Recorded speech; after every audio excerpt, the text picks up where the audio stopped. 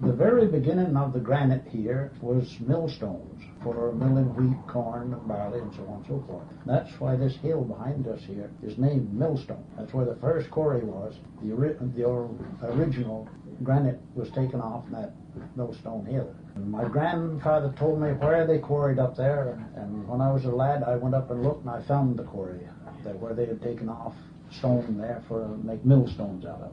And I think that the first quarryman as such was probably David Moore. He started a quarry on Range 5, and shortly after that, Sam Norton came along, another Scotsman, which came from Scotland where granite was plentiful, and there was a lot of granite workers, and he started to quarry on my grandfather's farm, and he went bankrupt, I think twice or three times. And as his quarry was on my grandfather's property, my grandfather bailed him out each time. And the last time, Sam was completely down and out, and my grandfather took him in his house and boarded him for 3 years until he could get back on his feet and took the business over. As Sam got back under his feet and got a few dollars ahead, came to my grandfather to make a settlement. And my grandfather says, the only settlement is 3 years board. You pay me 3 years board, and that's all you owe me. He wanted to give my grandfather a half interest in his business.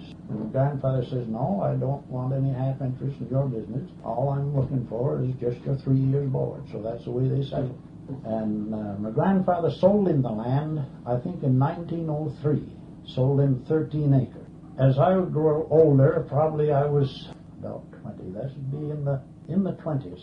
They came in with a steam drill because all the hoists at that time, they had outgrown the Horson and Sweet days, or Capstan, and they had put in steam hoists to lift the stones with, to load them on the wagons or railroad cars or whatever they were conveying them on. Most of the stones were probably very seldom over 4 feet long and probably 15 or 16 inches deep and maybe 18 inches wide. Nothing compared to what they're taking out today. Today they're taking them out probably 80 tons. This was quite a warm operation, sitting on that white granite on a hot summer day. Boy, I'll tell you, it was hot in there. I can't remember when they built the railroad into Graniteville. Oh, let me see. It was somewhere around between 1905 and 1910, and then they would take the stone to North Derby and put it on the railroad. The railroad company wouldn't put their engines over the track that they had built. It wasn't safe enough or strong enough to hold the engines. So they had an electric car that they used to carry the stone to North Derby with. They would go down and pick up the empty flatbed cars and bring them to Graniteville, load them up, and take them back to North Derby.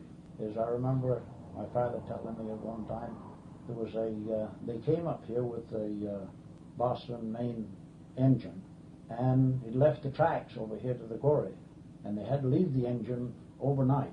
James Bacon was just a young lad at that time, and my father went over and got to visit him with him, and he stayed in the cab all night with Jim to keep him company. Dad was only about 15, 16 years old, so Dad was born in 92, so it would be somewhere around 1910 or 1908. Brody Limited was over on Range 5. Norton's entire works was on Range 4.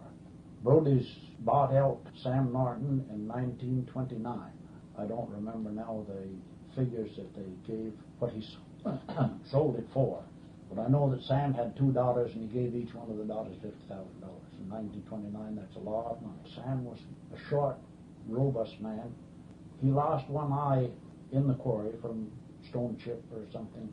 Struck him in the eye, and he lost one eye. And there was always a saying around the job there that old S.B. could see more with his one eye than most men would see with two, which was true, I'm sure. They made a lot of paving back in the late 20s, early 30s, and they were paving streets in Sherbrooke, paving streets in Three Rivers, paving streets in Montreal, Toronto. Sam Norton could pick up a paving block, and he could tell you on this block of stone which was the north end, the south end, the east side, west side, top and bottom, how it came out of the quarry. He knew granite that well, and he could tell you by the feel of his hand on the stone. Fellows working in the quarry today, some will still have this touch, but it's a touch that's being lost. I can still see the the rift on a piece of granite. I can see the grain on a piece of granite. I can tell the hard way on a piece of granite, but I can't tell you exactly how it laid in the quarry.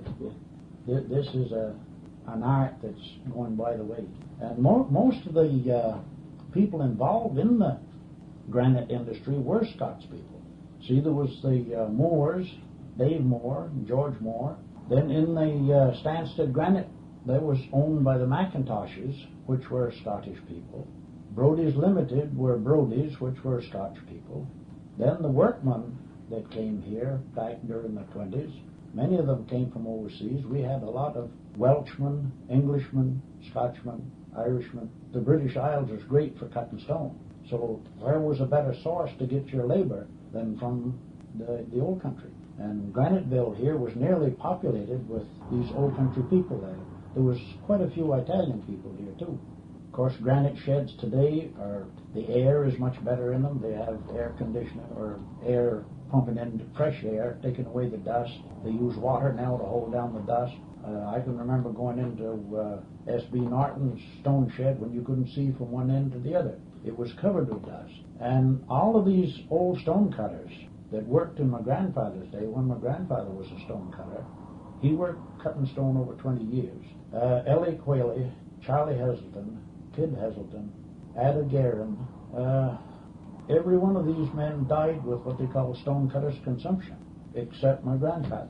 When my grandfather finished, of course he owned the farm here, 150, 75 acres, and he done his farming at night.